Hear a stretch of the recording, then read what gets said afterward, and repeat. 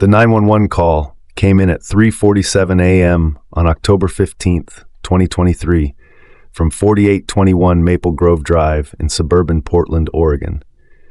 The voice on the recording was steady, almost eerily calm for someone reporting what would become one of the most disturbing cases in Pacific Northwest criminal history. Hi everyone, welcome to my channel again. I assure you that today's story is gripping and will keep you on your toes. Kindly note that no real names or addresses were used in this video, and please subscribe to my channel. It means a lot to me. I need to report a break-in, the caller said. Someone's been killed in my basement. What responding officers found that night would unravel a web of calculated deception spanning over 2 decades. But the story really begins 3 months earlier, in a coffee shop on Southeast Morrison Street, where 2 people met who should never have crossed paths. Diana Marie Hartwell sat alone at table 12 every Tuesday and Thursday at exactly 2:15 p.m., ordering the same drink, a medium dark roast with cream, no sugar. She'd been coming to grind coffee for 6 months, always carrying the same worn leather journal, always positioning herself where she could observe the entire cafe. She was hunting. Tyler James Bennett pushed through the cafe's glass doors at 2:23 p.m. on July 18th, running 8 minutes late for a meeting that would change everything. At 27, he managed digital marketing for a small tech startup downtown. His mother had passed from cancer 14 months earlier, leaving him adrift in a world that suddenly felt too big and too empty. Diana noticed him immediately. The way he fumbled with his phone while ordering, the slight tremor in his hands, the dark circles under his eyes that spoke of sleepless nights and unprocessed grief. She'd studied these signs for years. He was perfect. Tyler's laptop battery had died during his client meeting, forcing him to stay at the cafe longer than planned. Diana watched him struggle with the charger, then made her move. "Excuse me," she said, approaching his table with practiced hesitation. "I couldn't help but notice you're having trouble. I have a universal charger if you'd like to borrow it." Her voice carried the warm authority of someone accustomed to helping others, which made sense given her profession. Diana worked as a hospice nurse at Sacred Heart Medical Center, a job that had taught her exactly how to read people at their most vulnerable moments. Tyler looked up to find a well-dressed woman in her early 50s, with silver-streaked hair and kind eyes behind wire-rimmed glasses. She reminded him painfully of his mother. "That would be amazing," he said. "I'm Tyler. Diana, and you look like you could use some kindness today." She was right. Tyler had been struggling since losing his job 2 weeks earlier, a layoff that had nothing to do with performance and everything to do with his company's financial troubles. Between unemployment and grief, he felt like he was drowning. Diana sat down across from him without being invited, a move that should have felt presumptuous, but somehow seemed natural. "Rough day?" she asked.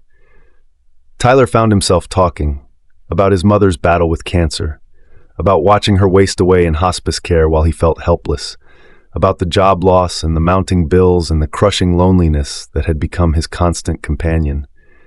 Diana listened with the practiced empathy of someone who'd comforted hundreds of dying patients and their families.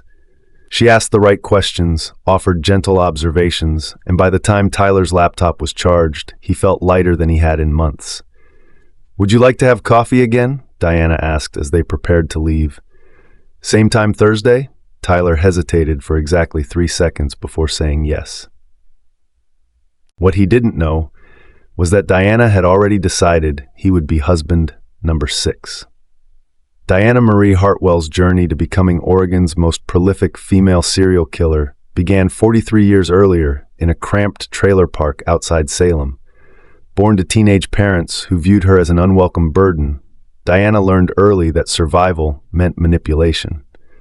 Her childhood medical records, later obtained by investigators, paint a disturbing picture. At age 7, Diana was hospitalized for severe dehydration after accidentally poisoning herself with household cleaning products. At 9, she suffered mysterious allergic reactions that baffled doctors until they discovered she'd been consuming small amounts of substances she knew would trigger responses.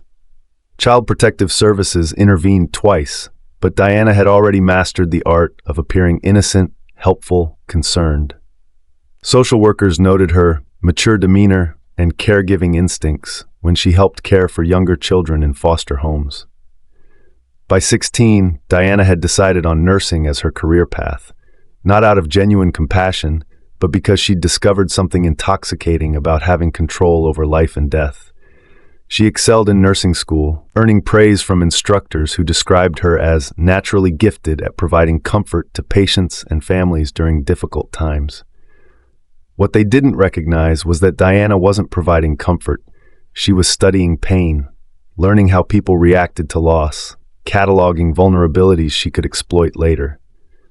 After graduation, Diana moved to Portland and took a position in the oncology ward at Sacred Heart Medical Center. For 3 years, she worked with terminal patients, watching families navigate grief while she mentally mapped their emotional landscapes. Her colleagues remember her as dedicated, often staying late to sit with dying patients who had no family. Diana had this gift, said Dr. Rebecca Martinez, who supervised the oncology ward from 1998 to 2005. She could connect with people who were facing death in a way that brought them peace. Dr. Martinez couldn't have known that Diana wasn't bringing peace. She was learning how to kill. In 2001, Diana transferred to hospice care, a move that gave her unprecedented access to grieving families. Hospice nurses work closely with relatives, providing not just medical care but emotional support during the most vulnerable period of people's lives. Diana excelled at identifying which family members were struggling most with impending loss. She collected their contact information, maintained relationships after patients passed, and gradually built a network of emotionally damaged individuals who trusted her completely. James Morrison was the first. Diana met him at his father's bedside in November 2003. James was 32, recently divorced, and devastated by his father's lung cancer diagnosis. Diana provided exceptional care during the final weeks, often arriving at the Morrison home on her days off to check on both patient and son. After his father's passing, Diana continued reaching out to James. Coffee meetings to check on his grief process became regular dates. Within 6 months, they were engaged. "She saved me," James told his sister Sarah just days before his wedding. "I was drowning in grief, and Diana threw me a lifeline." 8 months later, James was found dead in his garage, apparent victim of accidental carbon monoxide poisoning. His car had been left running overnight in the closed garage, a tragic mistake that claimed another young life too soon. Diana played the grieving widow perfectly at the funeral, comforted by the same people who'd watched her comfort James after his father's passing. No one suspected that the woman who'd brought such solace during their darkest hours had orchestrated the very tragedy they were mourning. The death was ruled accidental. Diana inherited James's life insurance policy and his fully paid home in the Pearl District. She was ready for husband number 2. Robert Anthony Kellerman was 35 when he met Diana at his mother's funeral in March 2005. Unlike James, Robert had been estranged from his family for years, making him an even more perfect target. Diana attended the funeral as a hospice representative, a professional courtesy that allowed her to identify and approach grieving relatives. Robert was struggling with guilt over his complicated relationship with his mother, a burden Diana immediately recognized and began exploiting. Their courtship lasted 7 months, during which Diana carefully documented Robert's routines, medical history, and psychological vulnerabilities. Robert worked as a freelance graphic designer, which meant irregular income and financial stress, factors Diana noted in the detailed files she kept on all potential victims. He lived alone in a converted loft, rarely socialized, and had no close friends who might ask uncomfortable questions if he disappeared. On November 12, 2005, Robert Kellerman died from what the medical examiner ruled as accidental blunt force trauma. He'd apparently fallen down the concrete steps leading to his basement, striking his head with fatal force. Diana found the body when she arrived for dinner, having let herself in with the key Robert had given her weeks earlier. "She was hysterical," remembered Officer Patricia Vance, who responded to Diana's 911 call that night. "Absolutely destroyed. She kept saying she should have gotten there sooner, that maybe she could have helped him." The investigation was routine. No signs of struggle, no evidence of foul play. Robert had been drinking, his blood alcohol level was 12, and the basement steps were steep and poorly lit. Accidents happened. Diana inherited Robert's loft and his modest savings account. More importantly, she'd refined her methods. Robert's death had been messier than James's, requiring her to stage a more elaborate scene. She made mental notes about timing, positioning, and the importance of establishing alibis. Husband number 3 would be even easier. David Christopher Price entered Diana's life in September 2007, 2 years after Robert's tragic accident. David was 29, a substitute teacher struggling with depression following his father's sudden heart attack. Diana met him through a grief support group she'd begun attending, not as a participant, but as a volunteer facilitator. Her credentials as a hospice nurse made her a natural choice to help lead sessions for people dealing with loss. The position gave her access to detailed information about potential victims, their psychological states, family situations, financial circumstances, and support systems. David stood out immediately. Recently laid off from his full-time teaching position, he was isolated, financially vulnerable, and emotionally devastated. He attended support group meetings religiously, often staying afterward to talk with Diana about his struggles. She understood grief in a way others didn't, David told his former colleague Lisa Chen during one of their last conversations. Diana had this ability to make you feel like your pain mattered, like you weren't alone in it. Lisa Chen's testimony would later prove crucial to investigators. She was one of the few people who maintained regular contact with David during his relationship with Diana, and she'd noticed troubling changes in his behavior. David started canceling plans, missing social events, Lisa told police. When I asked about it, he'd say Diana thought he should focus on healing rather than maintaining superficial relationships. She was gradually isolating him from everyone who cared about him. Diana and David married in a small ceremony in February 2008. No friends or family attended. Diana had convinced David that large gatherings would be too emotionally overwhelming given his fragile state.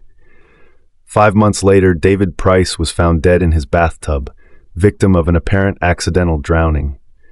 The medical examiner determined he'd suffered a seizure while bathing, likely caused by the antidepressant medication he'd been taking. What the medical examiner didn't know was that Diana had been gradually increasing David's medication dosage by crushing extra pills into his food. The seizure wasn't a side effect. It was the intended result. Diana's grief performance at David's funeral was her most convincing yet. She'd learned from previous experiences, understanding exactly how much emotion to display and when to show vulnerable strength versus overwhelming sorrow. David's former colleagues raised money to help Diana with funeral expenses, moved by her apparent devotion to a man who'd found love again after such tragedy. 3 husbands down, 3 perfect accidents, 3 insurance payouts and property inheritances that had made Diana financially comfortable enough to take extended breaks between kills. But Diana wasn't motivated by money. She was motivated by the intoxicating rush of complete control over another human being's existence. She was already planning husband number 4. By 2010, Diana Marie Hartwell had developed a sophisticated system for identifying, grooming, and eliminating victims. She'd learned from each previous kill, refining her techniques until she could orchestrate a death that appeared completely natural while establishing unshakable alibis. Her next target was Michael Stephen Torres, a 31-year-old EMT who'd lost his partner in a motorcycle accident 6 months earlier. Diana encountered him during a hospital shift rotation. Sacred Heart occasionally worked with emergency services on difficult cases, and Diana had volunteered for extra shifts that put her in contact with first responders. Michael was perfect. His job involved irregular hours and high stress, making sudden health crises believable. He lived alone, had few close relationships outside work, and was struggling with PTSD from years of witnessing trauma scenes. Diana's approach was more subtle this time. Instead of positioning herself as a grief counselor, she became a colleague who understood the unique pressures of medical work. Their relationship developed slowly over months of casual conversations during shift changes and chance encounters in hospital corridors. Diana got it. Michael told his supervisor, Captain Rick Holloway, after they'd been dating for 2 months. She understood why the job gets to you, why it's hard to sleep after certain calls. Most people don't get that. Captain Holloway later testified about changes he'd observed in Michael's behavior during his relationship with Diana. Michael started missing more shifts, calling in sick with vague complaints. When he did work, he seemed distracted, less sharp than usual. I was actually considering recommending him for mandatory counseling. What Holloway didn't realize was that Diana had been systematically poisoning Michael with small doses of various substances that mimicked symptoms of job-related stress and burnout. Sleeplessness from mild stimulants, nausea from expired medications, disorientation from antihistamines slipped into his coffee. Diana's goal wasn't just to kill Michael, it was to create a medical history that would explain his eventual death. She needed his colleagues to believe he'd been struggling with health and mental health issues related to job stress. The poisoning campaign lasted 4 months. Diana documented Michael's deteriorating condition in a journal disguised as a personal diary, noting which substances produced which symptoms and how long they lasted. She was conducting a human experiment, using her medical knowledge to slowly destroy her victim while maintaining plausible deniability. Michael Torres died on December 23, 2010, from what the medical examiner ruled as accidental overdose of prescription sleep medication. He'd apparently taken a fatal combination of sleeping pills and alcohol after a particularly difficult shift involving a child fatality. His colleagues were devastated but not surprised. Michael had been struggling visibly for months, and everyone knew the job could push people over the edge. The timing, Christmas Eve after a traumatic call, seemed tragically inevitable. Diana attended the funeral in her role as concerned colleague rather than grieving widow.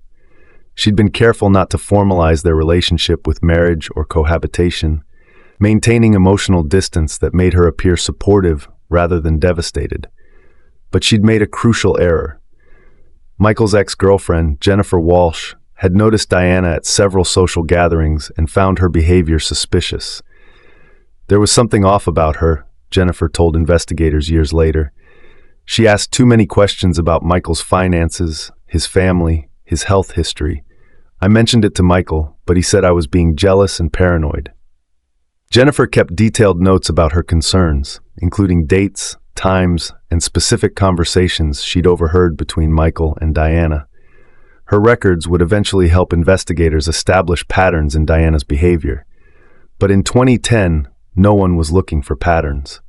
Michael Torres was just another casualty of a job that demanded everything and gave back trauma. Diana took a 2-year break after Michael's death, using the time to study her methods and plan improvements. She enrolled in continuing education courses focused on toxicology and pharmacology, ostensibly to advance her nursing career, but actually to expand her knowledge of how different substances affected the human body. She also began researching forensic investigation techniques, reading about how coroners determined cause of death and what evidence investigators looked for in suspicious cases. Diana was determined that her next victim would be her masterpiece, a death so perfectly orchestrated that no one would ever question its natural causes. Kevin Patrick Walsh became victim number 5 in March 2013. Kevin Patrick Walsh should have been Diana's perfect victim. At 28, he was a software developer who worked remotely, had minimal social connections, and was dealing with severe depression following his brother's suicide 6 months earlier. Diana met him through an online grief support forum where she volunteered as a moderator. She'd created multiple online personas to access different vulnerable populations, and her forum work gave her detailed psychological profiles of potential targets before she ever met them in person.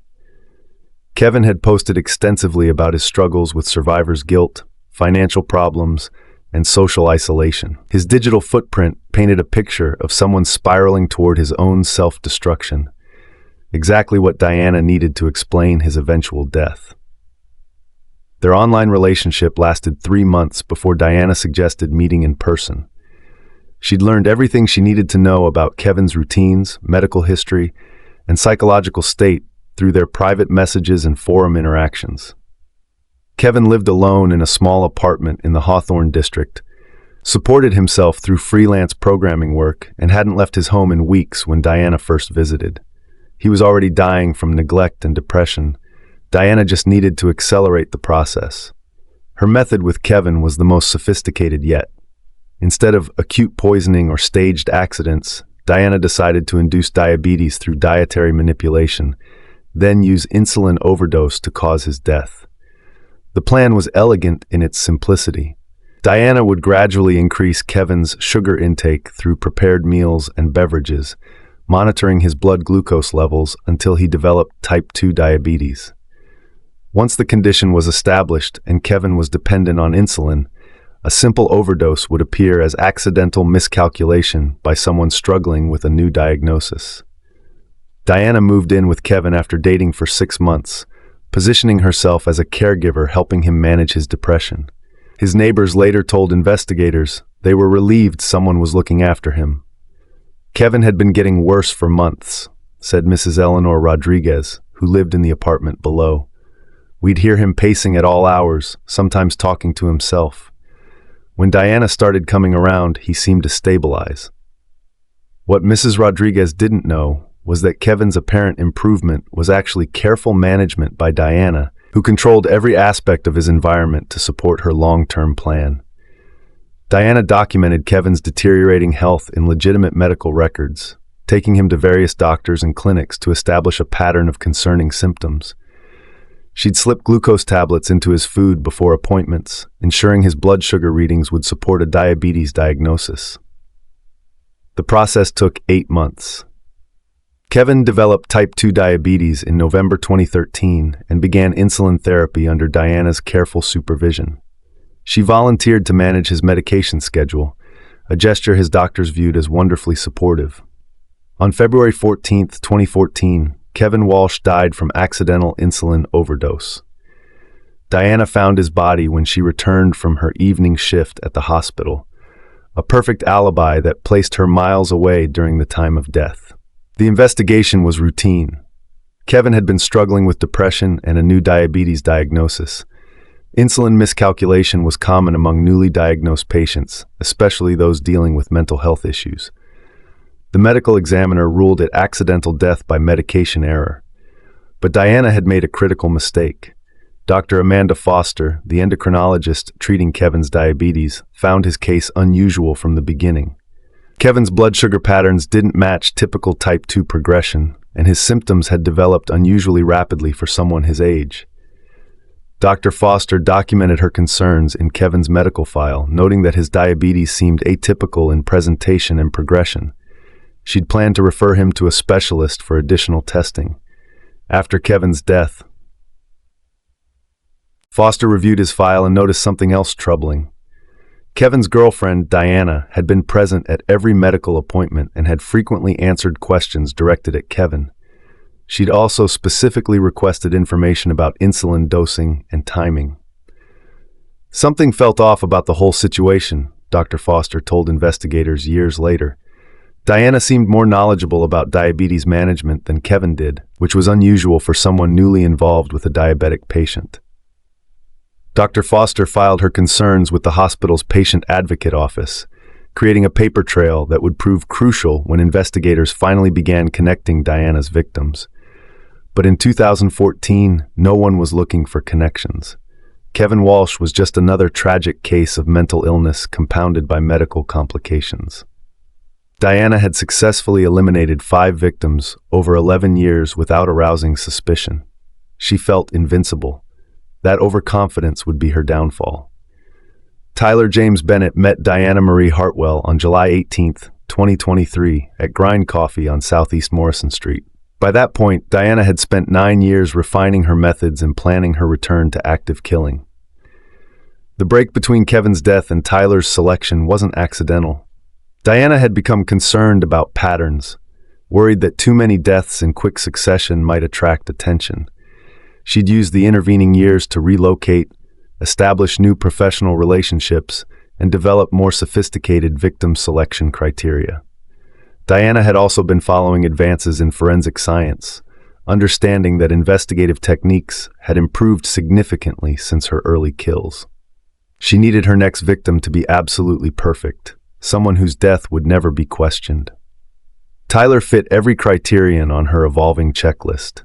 He worked in digital marketing, a field dominated by young professionals with unstable employment and high stress levels. His mother's recent death from cancer provided both emotional vulnerability and a plausible medical history, genetic predisposition to serious illness that could explain sudden health crises. Most importantly, Tyler had minimal social connections. His friends were mostly professional acquaintances he rarely saw outside work. His extended family lived in other states and had limited contact with his daily life. If Tyler disappeared, few people would notice immediately, and even fewer would ask difficult questions. Diana spent 2 months studying Tyler before making direct contact. She learned his routines, his favorite locations, his emotional triggers. She discovered his unemployment, his financial struggles, his desperate loneliness. She also learned about his relationship with his mother. Tyler had been extraordinarily close to Linda Bennett, serving as her primary caregiver during her 18-month battle with pancreatic cancer. He'd taken leave from work, depleted his savings, and isolated himself from friends to focus entirely on her care. Linda's death had left Tyler emotionally and financially devastated. He was behind on rent, struggling with depression, and had no support system to help him process his grief. Diana recognized the perfect storm she'd been waiting for.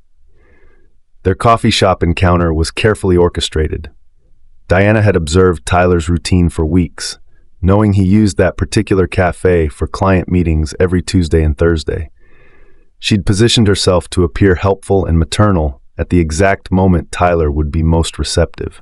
The universal charger was a prop. Diana had purchased it specifically to create an opportunity for interaction with her chosen victim. Their second meeting, 3 days later, cemented Diana's assessment. Tyler was isolated, vulnerable, and desperate for connection with someone who reminded him of his mother. He trusted her instantly and completely. Diana began the grooming process immediately. She presented herself as a successful, stable woman who could provide the security Tyler desperately needed. She offered financial help with his rent, emotional support for his grief, and maternal comfort that filled the void his mother's death had created. Within 6 weeks, Tyler was spending most evenings at Diana's house. Within 3 months, she'd proposed marriage. It felt like fate, Tyler later told investigators. Diana appeared exactly when I needed someone most. She understood grief because of her work with hospice patients. She had financial stability when I was struggling. She offered everything I thought I wanted. What Tyler didn't realize was that Diana's understanding of grief came from causing it, and her financial stability came from inheriting assets from previous victims. The engagement was short. Diana insisted they marry quickly to not waste time when you found your soulmate. Tyler, desperate for stability and terrified of losing another important person in his life, agreed. They married on October 12, 2023, in a small civil ceremony with no guests. Diana convinced Tyler that intimate ceremonies were more meaningful, and Tyler had no close friends or family to invite anyway. The honeymoon period lasted exactly 3 days. On October 15th, Marcus Rivera recognized Diana from news coverage of Kevin Walsh's death 3 years earlier. Marcus worked as a barista at a coffee shop near Sacred Heart Medical Center and had seen Diana with Kevin during his final months. Marcus was a true crime enthusiast who followed local cases and kept detailed notes about suspicious deaths. He'd connected Diana to at least 3 other accidental deaths of young men she'd been involved with. Instead of going to police, Marcus decided to confront Diana directly, a decision that would cost him his life, but ultimately save Tyler's. Marcus called Diana on October 15th and demanded to meet with her. He threatened to expose her unless she agreed to stop killing. Diana agreed to the meeting, then used the encounter to lure Marcus to her home and eliminate him as a threat. Tyler walked into the aftermath of that killing at 3:17 a.m., discovering his wife of 3 days standing over a fresh corpse in their basement. Marcus Rivera had been tracking Diana Hartwell for 18 months before he made the fatal decision to confront her directly. Marcus wasn't a detective or journalist. He was a 26-year-old barista with a bachelor's degree in criminal justice and an obsession with unsolved cases. He'd started following Diana after noticing her frequent visits to his coffee shop with different male companions who all seemed emotionally vulnerable. Marcus had this incredible memory for faces and details, his roommate David Chen told investigators. He'd remember customers from months ago, what they ordered, who they came in with. When he started seeing Diana with different guys who all looked distressed, he got curious. Marcus began documenting Diana's patterns in a notebook he kept during work shifts.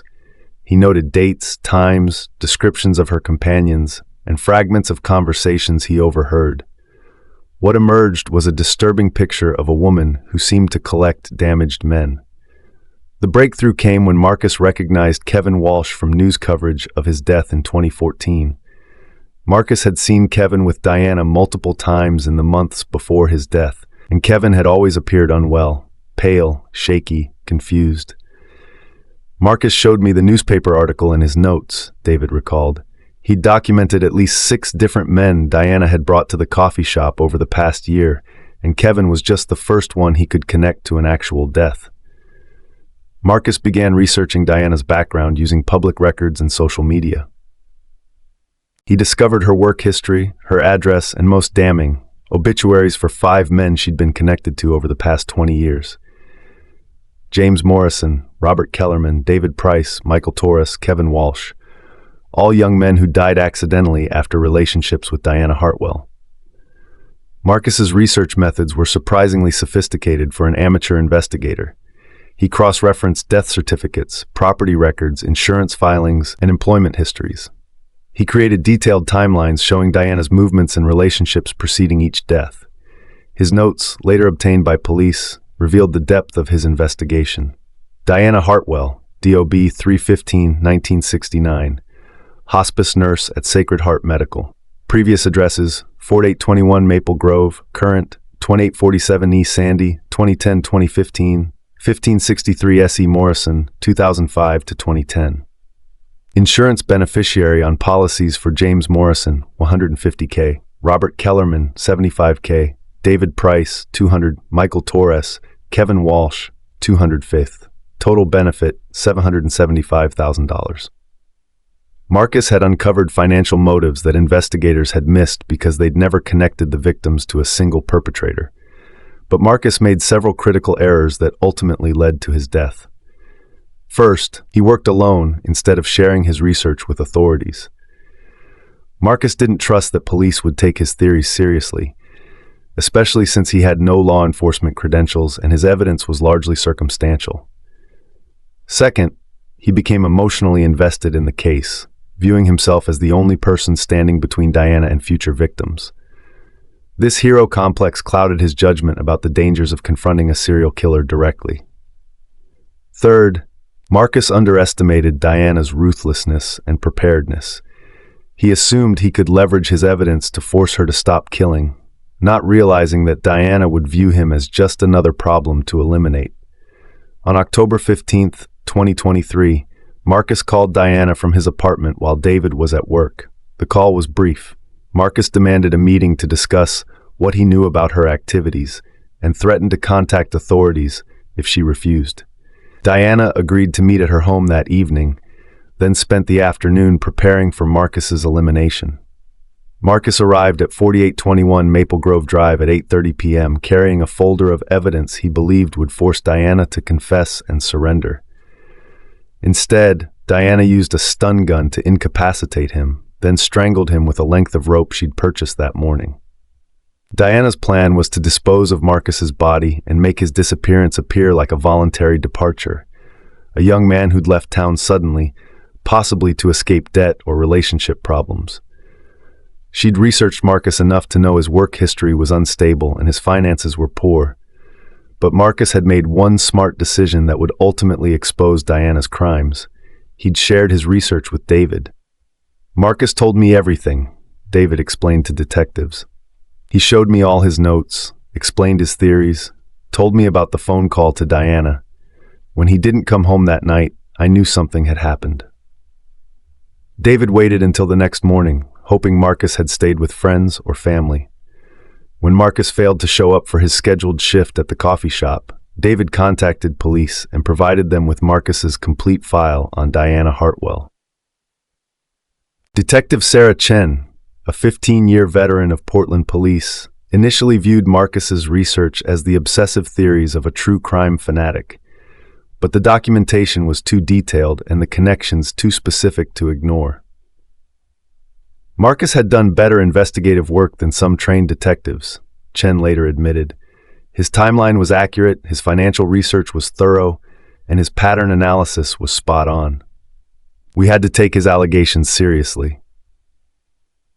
Chen obtained a search warrant for Diana's property based on Marcus being the last person to contact Diana before his disappearance, and the extensive evidence suggesting she was connected to multiple suspicious deaths. The warrant was served at 11:47 p.m. on October 15th, just hours after Tyler discovered Marcus's body in the basement. The search of 4821 Maple Grove Drive yielded evidence that horrified even seasoned investigators. Diana's basement wasn't just a crime scene. It was a museum of murder spanning over 2 decades. Detective Sarah Chen described it as the most methodically organized killing operation I've ever encountered. The evidence included detailed files on 11 victims containing photographs, medical records, financial information, and psychological profiles, a collection of trophies including jewelry, photographs, and personal items from each victim, multiple journals documenting Diana's methods, timeline planning, and post-killing analysis, extensive research on toxicology, forensic investigation, and insurance fraud financial records showing over $1.2 million in insurance and inheritance benefits from victim deaths, chemical supplies, and medical equipment used in the killings. But perhaps most disturbing was Diana's hunting journal, a leather-bound notebook where she documented her victim selection process, complete with photographs of potential targets taken without their knowledge. Tyler's file was marked Victim Number 6, Timeline, 6 to 8 months, with detailed plans for his elimination scheduled for early 2024. The journal contained profiles of 12 additional men Diana had identified as potential future victims, complete with their routines, vulnerabilities, and preliminary elimination plans. She was operating like a business, Chen explained. Every aspect of her killing was planned, documented, and analyzed for efficiency improvements. It was the most coldly methodical approach to serial murder I've seen. Diana's arrest made national headlines within hours. News outlets struggled to comprehend how a hospice nurse had successfully eliminated at least 11 people over 20 years without detection. The investigation revealed systematic failures in how authorities handled deaths involving Diana's victims. Because the murders occurred across different jurisdictions and time periods, no agency had recognized the pattern connecting them. Each death was investigated in isolation, explained FBI profiler Dr. Rebecca Martinez, who consulted on the case. The time gaps between killings, the different locations, and the varied methods prevented anyone from seeing the connection until Marcus Rivera did the work for us. Diana's confession, given during her initial interrogation, was chillingly matter-of-fact. I perfected a system, she told investigators. I identified psychologically vulnerable men who were dealing with loss, provided them with emotional support they desperately needed, then eliminated them when the relationship no longer served my purposes. When asked about motive, Diana's response revealed the depth of her pathology. I enjoyed the control. These men were completely dependent on me emotionally, financially, physically. I decided when they lived and when they died. That level of power is intoxicating. Diana showed no remorse for her victims, instead expressing frustration about being caught before completing her expanded plans. I had identified 12 additional targets, she said. I was planning to relocate to Seattle and establish operations there. I could have continued indefinitely if Marcus Rivera hadn't interfered. Tyler's testimony proved crucial to establishing premeditation and ongoing conspiracy to commit murder. His first-hand account of Diana's confession and her detailed planning documents provided evidence of future intended victims. She described it like a business model, Tyler told the court during Diana's sentencing hearing. She'd identified characteristics that made men suitable targets, developed methods for approaching and grooming them, and created systems for eliminating them while avoiding detection. It wasn't passion or mental illness, it was calculated predation. The trial lasted 6 weeks. Diana's defense team argued diminished capacity due to personality disorders, but prosecutors successfully demonstrated that her crimes showed sophisticated planning and clear understanding of right and wrong. The jury deliberated for 4 hours before returning guilty verdicts on 11 counts of first-degree murder and 1 count of attempted murder for Tyler's case. During sentencing, families of Diana's victims finally understood what had happened to their loved ones. James Morrison's sister Sarah testified, "For 20 years, I thought my brother died in a tragic accident. Learning that someone I trusted, someone who comforted our family during his funeral, had actually murdered him, it's destroyed my ability to trust anyone." Michael Torres's former captain, Rick Holloway, spoke about the impact on his department. "We lost a good EMT to what we thought was job-related stress. Knowing that Diana systematically poisoned him while pretending to provide support, it's made all of us question how we evaluate threats to our personnel." Dr. Amanda Foster, Kevin Walsh's endocrinologist, testified about the medical implications. Diana used her nursing knowledge to induce diabetes, then exploit that condition to kill Kevin. She turned medicine into murder weapon. As healthcare providers, we depend on trust. Diana weaponized that trust. Judge Patricia Williams sentenced Diana to life in prison without possibility of parole on each count, to be served consecutively. The total sentence effectively guaranteed Diana would never be released. "Your crimes represent a betrayal of the most fundamental human trust," Judge Williams stated during sentencing. "You exploited people at their most vulnerable moments, used your medical training to cause suffering, and treated human lives as objects for your entertainment. The only appropriate sentence is to ensure you never have opportunity to harm anyone again." Diana Marie Hartwell currently serves her sentence at Coffee Creek Correctional Facility in Wilsonville, Oregon, where she's expected to remain for the rest of her natural life. Prison officials describe her as a model inmate who spends most of her time in the medical unit, using her nursing skills to help other prisoners, an irony that isn't lost on anyone familiar with her case. Tyler Bennett, now 28, has undergone extensive therapy to process his near-death experience and the psychological manipulation he endured. He's relocated to a different state and works as a digital marketing consultant under a new identity. In rare interviews, Tyler emphasizes the importance of recognizing predatory behavior in relationships. "Looking back, there were signs," Tyler reflects. "The way Diana isolated me from others, how quickly she pushed for marriage, her obsession with my medical history and insurance policies. But when you're grieving and desperate for connection, you don't see red flags. You see someone offering exactly what you need." The case prompted significant changes in how Oregon handles suspicious deaths. The state now maintains a centralized database that flags patterns of accidental deaths involving the same individuals, ensuring that cases like Diana's can't slip through jurisdictional cracks for decades. Sacred Heart Medical Center implemented new protocols for monitoring staff interactions with grieving families, though officials stress that Diana's crimes shouldn't overshadow the legitimate comfort healthcare workers provide during difficult times. Marcus Rivera's family established a foundation in his memory that funds training for law enforcement agencies on recognizing serial killing patterns. His amateur investigation work has been studied by criminal justice programs as an example of how dedicated civilians can contribute to solving complex cases. The 12 men Diana had identified as future victims were all contacted and informed about their narrow escape. Several reported that Diana had already begun making contact through various pretexts: grief counseling, online dating, professional networking, confirming that her killing spree was far from over. Dr. Rebecca Martinez, the FBI profiler who consulted on the case, believes Diana represents a new category of serial killer. Diana combined the methodical planning of organized killers with unprecedented access to vulnerable victims through her medical profession, Dr. Martinez explained. She spent decades perfecting her techniques while maintaining a respected professional reputation. It's a terrifying demonstration of how predators can hide in plain sight. The financial scope of Diana's crimes totaled over $1.2 million in insurance payouts and inherited assets, money that funded her comfortable lifestyle and allowed her to take extended breaks between killings. Victims' families have filed civil suits to recover those assets, though legal proceedings continue.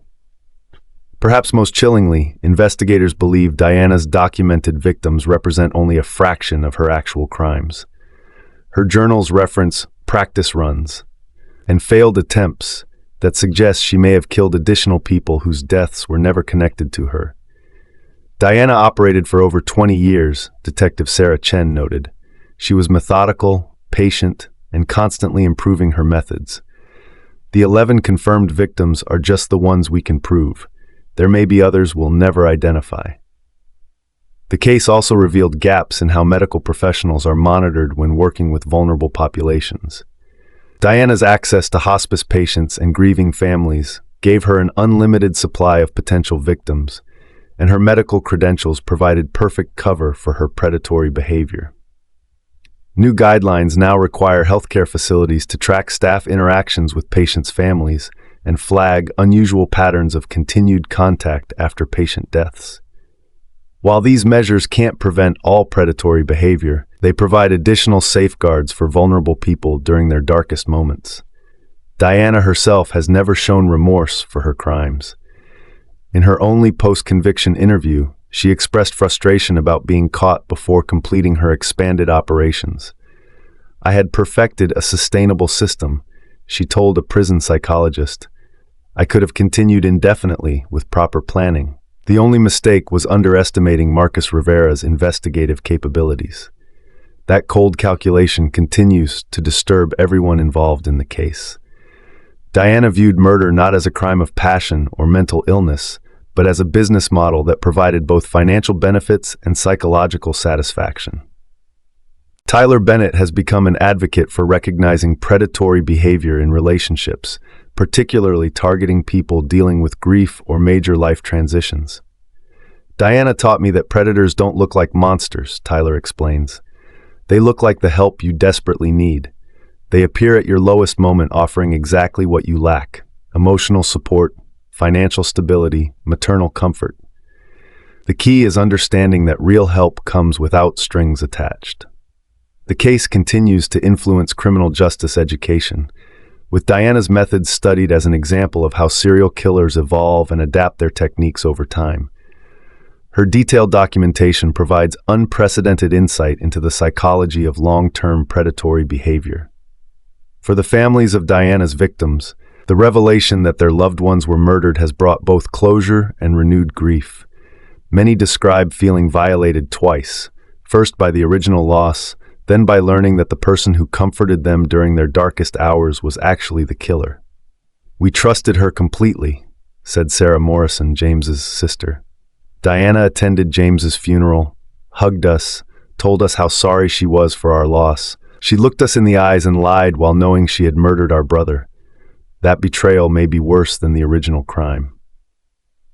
The Diana Hartwell case serves as a stark reminder that evil doesn't always announce itself with obvious warning signs. Sometimes it appears wearing scrubs and offering comfort, speaking in soothing tones about healing and hope while methodically planning destruction. As Diana serves her life sentence, the full scope of her crimes may never be known. But her capture has undoubtedly saved lives, both Tyler's and the 12 men she had already selected as future victims. The case remains one of the most disturbing examples of how predators can weaponize trust, expertise, and compassion to systematically destroy human lives while hiding behind respectable facades. Diana Marie Hartwell will spend the rest of her life in prison, her killing spree finally ended by the courage of Marcus Rivera and the survival of Tyler Bennett. But the scars she left on families, communities, and the healthcare profession will take generations to heal. Thank you for following this chilling true crime case. The story of Diana Hartwell shows us how important it is to stay vigilant and trust our instincts, even when someone appears to be offering exactly what we need during our darkest moments. If this case fascinated you as much as it did me, make sure to subscribe to my YouTube channel for more deep dives into the most compelling true crime stories. Hit that subscribe button and the notification bell so you never miss an episode. I've got plenty more shocking cases that will keep you on the edge of your seat. What did you think about Diana's methodical approach to murder? Let me know in the comments below. And don't forget to share this video with anyone who loves true crime content. Until next time.